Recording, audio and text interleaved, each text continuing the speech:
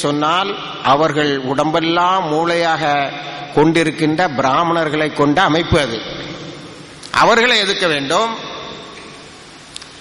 எங்களுக்கு எதிராக ஒரு வழக்கை நீங்கள் வழக்காடுவீர்கள் என்று சொன்னால் அந்த வழக்கறிஞரை சுட்டு தள்ளி விடுவோம் என்று சுட்டு தள்ளி கொண்டிருக்கின்ற இந்துத்துவ அமைப்புகளை சார்ந்த RSS, சிவசேனா போன்ற அமைப்புகளின் கோட்டை மும்பையிலே சென்று கற்கரையை கொலை செய்தது அபினவ் பாரதை சார்ந்தவர்களும் IB தான் என்று போராடுகின்ற ஒரு துணிவு இருக்கின்ற ஒரு மனிதராக அவரை நாம் பார்க்கின்றோம். ஆக அவரை கண்ணியப்படுத்த வேண்டும் என்று நினைத்தோம். இதற்கு எங்களால் முடியவில்லை. எங்களால் முடியாதது ஒன்றை நீங்கள் செய்கின்றீர்கள், ஆகவே உங்களை கண்ணியப்படுத்த வேண்டும் என்று நாங்கள் ஒரு முயற்சியை எடுத்தோம். சகோதரர்களே, பெரிய பெரிய படிப்பாளிகள் இவங்கெல்லாம் இருக்க இடத்துக்கு போனேன். ரொம்ப கோபமா என்கிட்ட கேட்டாங்க, என்ன நாங்க கேசாப்ப டிவியில பார்த்தோமா, இது பொய்யா அப்படின்னு கேட்டாங்க.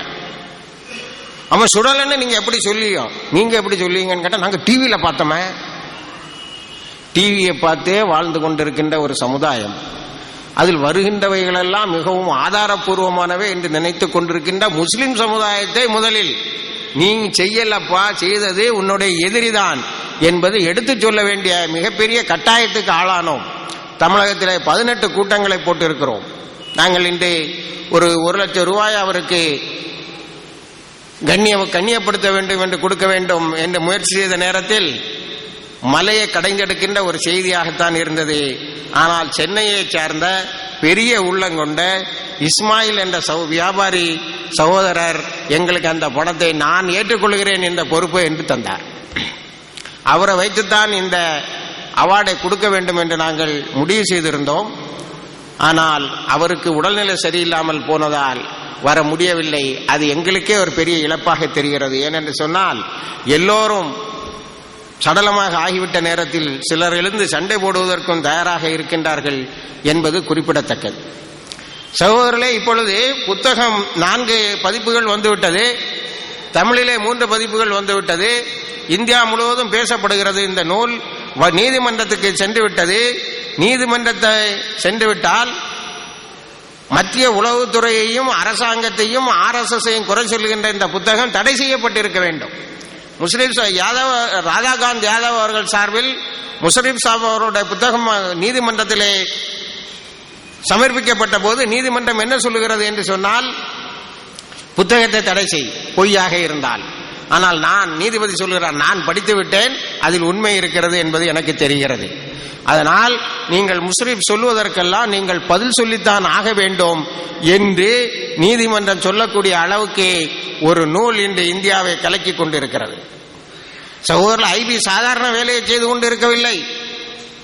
IB சாதாரண வேலையை செய்து கொண்டிருக்கவில்லை. பாபரி மஸ்ஜித் பற்றிய ஒரு தீர்ப்பு வருகிறது. அந்த தீர்ப்பு வந்தவுடனேயே இந்தியா டுடே என்ற பத்திரிகை ஒரு செய்தியை வெளியிடுகின்றது. IB நம்மளுடைய நீதிபதிகளை விரட்டி விட்டது என்று சொல்லுகிறது. இந்தியா டுடே எழுதுகிறது, the IB has a dossier on justice A என்று சொல்லக்கூடியது சனாவுல்லா கான். அதாவது முஸ்லிம் நீதிபதி ஒருவர் இருந்தார் அல்லவா, அந்த 3 குழுவிலே அவர் அரேபியாவிலே எக்கச்சக்கமாக பணத்தை சேர்த்து வைத்திருக்கிறார் என்று கட்டுக்கட்டாக பொய்யை IB தயாரித்து வைத்திருந்தது. Justice B has been threatened. இன்னொரு நீதிபதியை IB மிரட்டுகிறது. இன்னொரு நீதிபதி justice C is contemplating joining politics after he retires என்று அக்டோபர் 11ஆம் நாள் வெளியே வந்த இந்தியா டுடே பத்திரிகை சொல்லுகிறது. பாபரி மஸ்ஜித் தீர்ப்பு என்பது 3 நீதிபதிகளும் எழுதியது அல்ல, IB எழுதியது. இதே இந்தியா டுடே பத்திரிகை சொல்லுகிறது, IB இந்திய நாட்டினுடைய தலைமை நீதிபதியோடு தொடர்ந்து பாபரி மஸ்ஜித் வழக்கு சம்பந்தமாக தொடர்புகளை வைத்துக் கொண்டிருந்தது என்று அதே இந்தியா டுடே பத்திரிகை எழுதுகிறது. அதோடு மட்டுமா விட்டார்கள் சகோதரர்களே, IB விளையாடாத இடமே என்று இல்லை என்று நாம் சொல்லலாம். கற்கரையே கொலை செய்கிறார்கள். அதன் பிறகு நடக்கின்ற எல்லா இன்வெஸ்டிகேஷனையும் அவர்கள் தடை செய்கின்றார்கள். அவர்கள் உள்ளே புகுந்து பொய்யான செய்திகளை சொல்லி நமது உள்துறையின் பேரிலேயே பொய் செய்திகளை சொல்லிவிடுகிறார்கள். இப்படி ஐபியினுடைய கைப்பிடிக்குள் சிக்கிக் கொண்டிருக்கின்றார்கள். அசீஸ் பர்னே அவர்கள் இருக்கின்றார்கள், மிகப்பெரிய எழுத்தாளர் அவர்கள் எல்லாம் நாம் இந்த அரங்கத்துக்கு அழைத்து வந்ததுடைய காரணம், இப்படிப்பட்ட வீர தீரர்களை எல்லாம் நீங்கள் தெரிந்து கொள்ள வேண்டும், பார்த்திருக்க வேண்டும் என்பதற்காகத்தான். அவர்கள் ஒரு புத்தகத்தை எழுதியிருக்கிறார்கள்.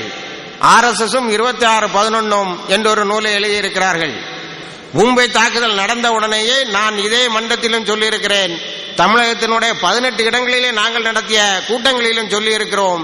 அசீஸ் பர்னே அவர்களும் அமரேஷ் மிஸ்ரா அவர்களும் ஒவ்வொரு பத்திரிகையாளர்களையும் பார்த்து இது முஸ்லிம்களுடைய ஏற்பாடுகள் அல்ல என்பதை தெளிவுபடுத்தினார்கள். அந்த அளவுக்கு அவர்கள் அழுத்தம் திருத்தமாக அன்றைக்கே சண்டை போட்டவர்கள், பக்கம் பக்கமாக எழுதியவர்கள், இதற்காக உதவி செய்து இந்த செய்தியை நாடு முழுவதும் கொண்டு சென்றவர்கள். அதற்கான வாய்ப்புகள் அவர்களுக்கு அதிகம். ஏனென்று சொன்னால் அவர்கள் நடத்துகின்ற பத்திரிகை ஏறத்தாழ 40 லட்சம் பிரதிகள் விற்று கொண்டிருக்கின்றது. ஆகவே சகோதரர்களே, இங்கு ஐபியால் நடத்தப்படக்கூடிய ஒரு பெரிய சதித்திட்டத்துக்கு கீழே உட்கார்ந்து கொண்டு இருக்கின்றோம். இதற்கு எதிராக எப்படி சண்டை போடுவது? நீதித்துறையிலே நீதி கிடைக்க மாட்டேன் என்கிறது, அங்கேயும் ஐபி செல்லுகிறது. எங்கெல்லாம் குண்டு வெடிப்புகள் நடக்கிறதோ அங்கேயெல்லாம் ஐபி செல்லுகிறது. ஆகவே இதற்கு எதிரான ஒரு பெரிய சண்டையை நாம் போட வேண்டிய கட்டாயத்திற்கு ஆளாகி இருக்கிறோம் என்பதை நாம் தெரிந்து கொண்டு, இங்கே நடப்பது சாதாரண நிகழ்ச்சி அல்ல. இங்கே நடப்பது ஒரு வரலாற்றை புரட்டி போடுகின்ற ஒரு நிகழ்ச்சி.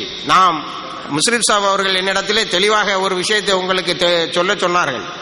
அதாவது, நாட்டில் நடக்கின்ற குண்டுவெடிப்புகள் எல்லாம் மத்திய உளவுத்துறையின் ஏற்பாடுகள் நடப்பது மட்டுமல்ல, அப்பாவி முஸ்லீம்கள் கைது செய்யப்படுகின்றார்கள். அவர்கள் மீது பொய்யான சாட்சியங்களை தயார் செய்கிறார்கள். ஒரே ஒரு எடுத்துக்காட்டை மட்டும் உங்களுக்கு நான் சொல்ல ஆசைப்படுகின்றேன். ஹைதராபாத் மக்கா மஸ்ஜிதிலே நடந்த குண்டு வெடிப்பிலே அப்பாவி முஸ்லிம்கள் கைது செய்யப்படுகிறார்கள். இன்று அசிமானந்த் மனமுருகி சொல்லிவிட்டார், நாங்கள் தான் எல்லா குண்டு வெடிப்புகளுக்கும் ஏற்பாடு செய்தோம் என்று. அன்றைக்கு ஹைதராபாத் மக்கா மஸ்ஜிதிலே குண்டு வெடித்த அன்று முஸ்லிம் இளைஞர்கள் 96 பேரை பிடித்து வைத்துக் கொண்டு ஒரு இன்ஸ்பெக்டர் சாட்சியங்களை சொல்லுகிறார், எடுத்து காட்டுகிறார். என்ன தெரியுமா சாட்சியம்? வழக்கம் போல சிம் கார்டு, திருக்குரான் அவனுடைய வீட்டிலே இருந்தது, உருதிலே சில இலக்கியங்கள் அவன் கையிலே இருந்தது, அரபு மொழியிலே கூட சில இலக்கியங்கள் இருந்தது. அப்ப தீவிரவாதி தானே, அரபு மொழியில வச்சிருக்கான்ப்பா. ஒரு பத்திரிகை கிளிப்பிங் வந்து அரபு மொழியில வச்சிருக்கான், உருது மொழியில வச்சிருக்கான். இதை விட தீவிரவாதிங்கிறதுக்கு என்ன வேணும்? இப்படி கோர்ட்ல எடுத்து காட்டுறான். அவர்கள் உருது மொழியிலே வைத்திருந்தார்கள் என்று நீதிபதி சொல்லாரு. எப்ப அது இங்கிலீஷ்ல எல்லாம் இருக்கு, உருது மொழின்னு காட்டுறியா அப்படின்னு. அப்படியா, அது இங்கிலீஷ்லயா இருக்குங்கிறான். அப்புறம் ஒரு இன்ஸ்பெக்டர், ஒரு அதே கேஸ்ல தான் ஒரு இன்ஸ்பெக்டர் ஒரு எவிடன்ஸை காட்டுறான்.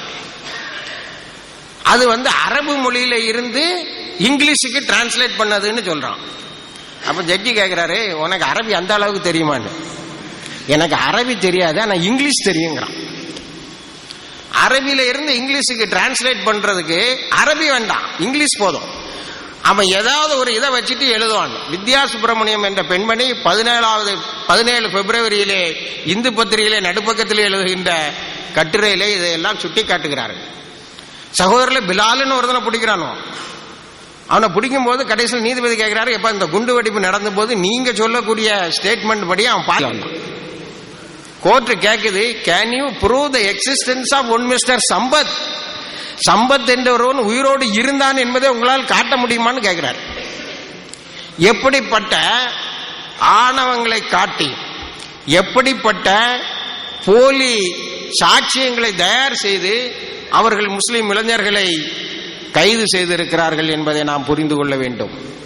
ஒரே ஒரு பானை சோற்றுக்கு ஒரு சோறு பதம் என்ற அடிப்படையிலே இதை நான் உங்களிடத்திலே சொன்னேன். சகோதரர்களே, இப்படி போலீஸ்காரர்கள், காவல்துறையை சேர்ந்தவர்கள் பொய்யாக சாட்சியங்களை நீதிமன்றத்திலே கொடுக்கிறார்கள். கேள்விகளெல்லாம் கேட்டார் நீதிபதி, சரிதான். ஆனால் அவர்களை இன்றளவும் வெளியிடவில்லை. அந்த அப்பாவி முஸ்லிம்களை அசிமானந்த் சொன்ன பிறகும் கூட வெளியே விடவில்லை. அப்படியானால் இங்கே தண்டிக்கப்பட வேண்டியவர்கள் பொய் சாட்சியங்களை உருவாக்கியவர்கள் காவல்துறையினர். அந்த பொய் சாட்சியங்களின் அடிப்படையிலே முஸ்லிம்களை சிறையிலே வைத்த நீதிபதிகளையும் சிறையிலே தள்ளாத வரைக்கும் தங்களுடைய முயற்சி ஓயாது.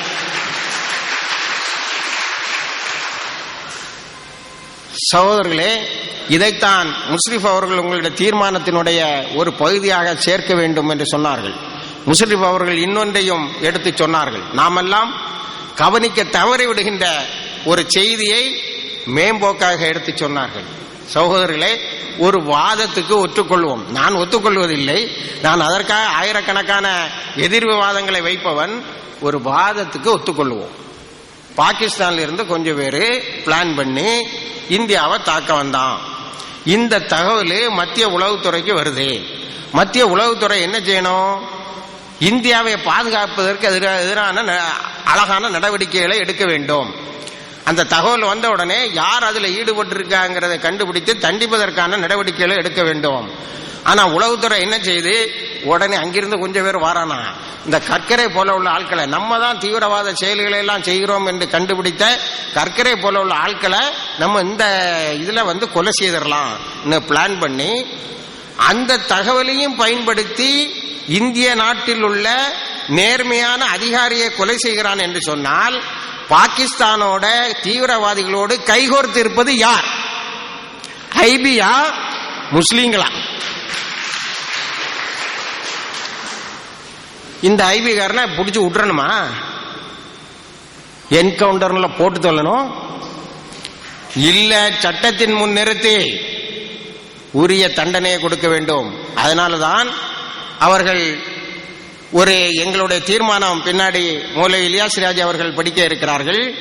தீர்மானத்திலே ஒரு முக்கிய பகுதியாக நாங்கள் சேர்த்து இருக்கிறோம்.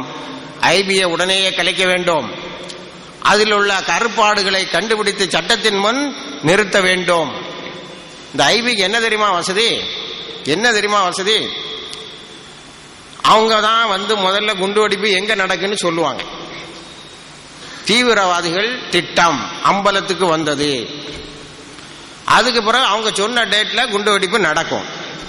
அதுக்கு பிறகு யார் செய்தாங்கிறத 2-3 மணி நேரத்தில் சொல்லிடுவாங்க. இப்படி குண்டுவெடிப்பு நடந்த 3 மணி நேரத்தில் சொல்றவங்க அதை ஒரு 3 மணி நேரத்துக்கு முன்னாடி தடுப்பாங்களன்னா தடுக்க மாட்டாங்க. ஏன்னா செய்யறதே அவங்க தான், தடுக்க மாட்டாங்க. அதுக்கு பிறகு அதை யார் செய்தாங்கிறத அவங்களே சொல்லுவாங்க, அவங்களே கைது செய்வாங்க, அவங்களே விட்னஸ்களை கிரியேட் பண்ணுவாங்க, தடயங்களை உருவாக்குவார்கள், அவர்களே தீர்ப்பையும் எழுதி தண்டனையும் கொடுப்பார்கள். இது இந்த உலகத்தில் எவனும் கேட்க முடியாது. பிரைம் மினிஸ்டர்லாம் வாயை புத்திட்டு இருக்காரு. ஏன்னு கேட்டா, அஜீஸ் பண்ணி கூட உள்ள இன்னொரு எழுத்தாளர் அமரேஷ் மிஸ்ரா சொல்லுகிறார், ஐபில மொசாதும் பெடரல் பியூரோ ஆஃப் இன்வெஸ்டிகேஷன் சொல்லக்கூடிய அமெரிக்காவின் உளவுத்துறையும் RSSும் சேர்ந்திருக்குங்கிறார். ஐபி இதனால நடக்கிறதுனால தான் ஐபியை யாரும் கேள்வி கேட்க முடியல. இப்ப தீர்மானத்தில் நாம ஒரு இதை சேர்த்திருக்கோம். ஐபியை கலைத்து விட்டு அந்த இடத்துல இன்னொரு புலனாய்வுத்துறையை கொண்டு வர வேண்டும். இந்த புலனாய்வுத்துறை என்ன செய்கிறது என்பதை அது ஏதாவது ஒரு பார்லமெண்டால் நியமிக்கப்படக்கூடிய ஒரு குழுவிடம் அது பதில் சொல்ல வேண்டும். அது பதில் சொல்லணும். நான் என்னென்ன செய்துகிட்டு இருக்கேங்கிறத பதில் சொல்லணும். இப்ப என்ன செய்யறான்? தீவிரவாதம்னு பணத்தை விட்ரா பண்றான், அவனே ராணுவத்தில் இருந்தும் RDX எடுக்கிறான், அவனே குண்டு வைக்கிறான், அவனே முஸ்லிம்களுக்கு மேல போடுறான். எல்லாம் தங்களை மிகப்பெரிய தியாகிகளாக காட்டிவிட்டு திறமைசாலிகளாக காட்டிவிட்டு போய்விடுகிறார்கள். ஆகவே ஐபியை கலைக்க வேண்டும் என்கின்ற ஒரு இதை நாங்கள் வைத்திருக்கின்றோம். அதை கலைக்காத வரைக்கும் நம்ம விடவும் கூடாது. அந்த போராட்டம் தொடர வேண்டும். இந்த அளவில் இது இருக்கிறது. இனி நாம் எல்லாம் கவனிக்க வேண்டியது, முஸ்லிம்கள் மட்டுமல்ல, இந்த கூட்டத்தில் எனக்கு தெரிந்து சகோதர சமுதாயத்தை சார்ந்தவர்கள் நிறைய கலந்திருக்கிறீர்கள். நாமெல்லாம் கவனிக்க வேண்டிய ஒரு முக்கியமான விஷயம் என்னவென்று சொன்னால், முஸ்லிம் அவர்களுடைய புத்தகத்தினுடைய உயிரும் என்னவென்று சொன்னால், இந்தியாவை இந்து ராஷ்டிரமாக அமைப்பதற்கு ஒரு பெரிய சதி நடந்திருக்கிறது. அந்த சதியை ஹெமந்த் கார்கரே கண்டுபிடித்ததால் தான் அவரை கொலை செய்து விட்டார்கள் என்பது ஒரு விஷயம். இந்த சதிக்கு இஸ்ரேல் உதவி செய்கிறது என்பது இரண்டாவது விஷயம். பணம் தருகிறேன், பயிற்சி தருகிறேன், ஆயுதம் தருகிறேன் என்று இஸ்ரேல் சொல்லுகிறது. சர்வதேச உதவிகள் இதற்காக திரட்டப்பட்டு இருக்கிறது. இந்த இந்தியா இந்து ராஷ்டிரமாக ஆகும்போது ஒரு இரத்த புரட்சி இங்கே ஏற்படுத்தப்பட வேண்டும் என்பதுதான் RSS என்ற சங் பரிவாரத்தினுடைய திட்டம் மட்டுமல்ல, அதற்கு உதவி செய்யக்கூடிய ஐபியினுடைய திட்டம். பல அரசியல்வாதிகள் ஹெமந்த் கர்கரே கொலை செய்யப்பட்டு விட்டதால் இன்று தப்பித்து விட்ட பல அரசியல்வாதிகள் அவர்களுடைய திட்டம். அது மட்டுமல்ல, முன்னாடி இருந்த பிரதம அமைச்சரில் இருந்து உள்துறை அமைச்சர் வரை அத்தனை பேரும் கைது செய்யப்படுவார்கள் போல் இருக்கிறது. இந்த அளவுக்கு ஒரு திட்டம் இந்து ராஷ்டிராவாக மாற்றுவதற்கு. இதற்கு இராணுவத்திலே போதுமான அளவுக்கு தங்களுடைய ஆட்களை சேர்த்து இருக்கிறார்கள். ஒரு இரத்த புரட்சி மூலமாகத்தான் இந்த இந்து ராஷ்டிராவை இங்கே கொண்டு வர வேண்டும் என்று அவர்கள் முடிவு செய்திருக்கிறார்கள். இதை தடுப்பதற்கு குழுமி இருக்கின்ற நீங்களும், இந்த செய்தியை நீங்கள் யாரிடத்திலெல்லாம் சொல்லுகிறீர்கள் அவர்களும், மேடையிலே இருக்கின்ற எழுத்தாளர்களும் அறிஞர்களும் முஸ்ரீப் போன்றவர்களும் ராதாகாந்த் யாதவ் போன்றவர்களும் என்ன செய்திருக்கிறோம் என்பதை நாம் ஆழமாக சிந்திக்க கடமைப்பட்டிருக்கிறோம். அந்த இரத்த புரட்சியை நிறுத்துவதற்கு இங்கு இருக்கின்ற பத்திரிகை துறை நிச்சயமாக அதை செய்யாது. என்னிடத்திலே பேசுகின்ற போது, பத்திரிகை துறையை பற்றி பேசுகின்ற போது, பல படித்தவர்கள், பெரிய அறிஞர்கள், பணக்காரர்கள் எல்லாம் சொன்னார்கள், the Hindu is a balance newspaper என்று சொன்னார்கள். ஆனால் 2008 குண்டுவெடிப்பு நடந்த போது இந்து பத்திரிகையிலே பிரவீன் சுவாமி போன்ற எழுத்தாளர்கள் எல்லாம் என்ன எழுதினார்கள் என்பதை இப்பொழுது படித்தால் நமக்கு சிரிப்பு வருகிறது.